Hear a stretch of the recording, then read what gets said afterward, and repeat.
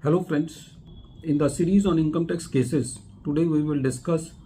a very important case which is in regard to interest payable by the assessee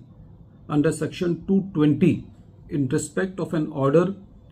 passed by the assessing officer. The issue before the Honorable Punjab and Haryana High Court was that if some demand is deleted by CIT appeal and the refund is given to the assessee, but after that the tribunal revives the demand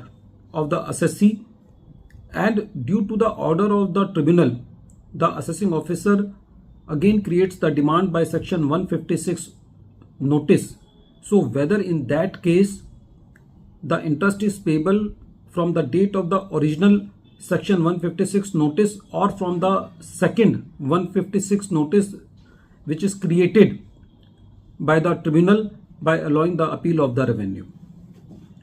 This issue has been taken up by the court in the case of Karnal Cooperative Sugar Mills Limited versus Commissioner of Income Tax and others, and this case is reported in 481 ITR at page number 303, and the date of the judgment is 27th October 2025. The present case creates a very interesting situation. In the present case, the assessment of the assessee was completed under section 143 subsection 3, and due to which the demand was created by the assessing officer, the assessee deposited that demand along with the interest. After that, the CIT appeal allowed the appeal of the assessee. To give the order effect of that CIT appeal order, the revenue refunded the amount to the assessee, the tax amount and the interest on that. When the amount was refunded to the assessee, the revenue filed the appeal before the tribunal. The tribunal allowed the appeal of the revenue. When the tribunal allowed the appeal of the revenue, the assessing officer issued fresh notice under section 156, creating the demand of the assessee for the tax and for the interest amount which was refunded to the assessee. Apart from that, the revenue was also asking the interest from the period from the original section 156 notice up to the stage of the payment of the tax. The assessee deposited the tax and the interest amount which was refunded to him, but for the interest which was demanded by the revenue from the original date of section 156 notice was challenged by the assessee in the Punjab and Haryana High Court. When the court heard the matter, the court said that in the income tax proceedings,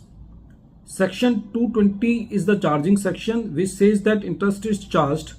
if the amount is not paid in time mentioned in a notice under section 156. Section 156 talks about the demand notice in reply in respect of any order passed by the assessing authority. If we read section 156 notice, that says that if the assessee will not deposit the demand within the period specified in the demand notice, then the interest will be payable by the assessee at 1% from the last date. It was the submission. It was the point of the Punjab and Haryana High Court that when the CIT appeal allowed the appeal of the assessee, the first demand notice loses its validation, and when the demand is created by the order of the tribunal and the assessing officer again issues the notice under section 156, and if the assessee makes the default to pay the tax in the period mentioned in the second demand notice,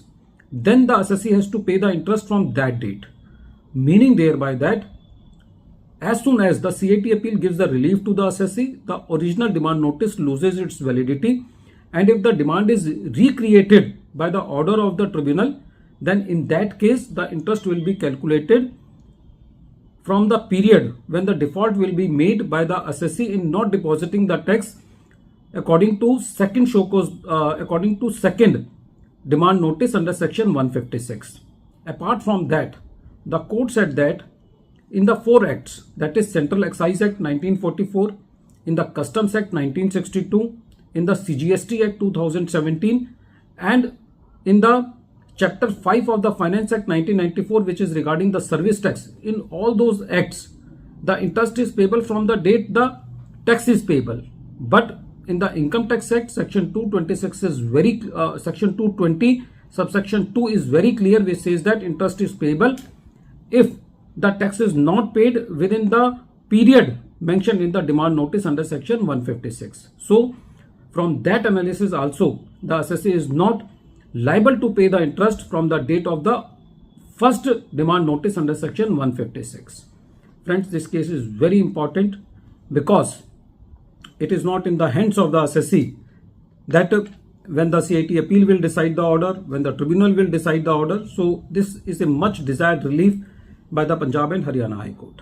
At the end of this video, once again I am repeating the name of the case. The name of the case is Karnal Cooperative Sugar Mills Limited versus Commissioner of Income Tax and another, and this case is reported in 481 ITR page number 303, and the date of the judgment is 27th October 2025. Thank you, friends.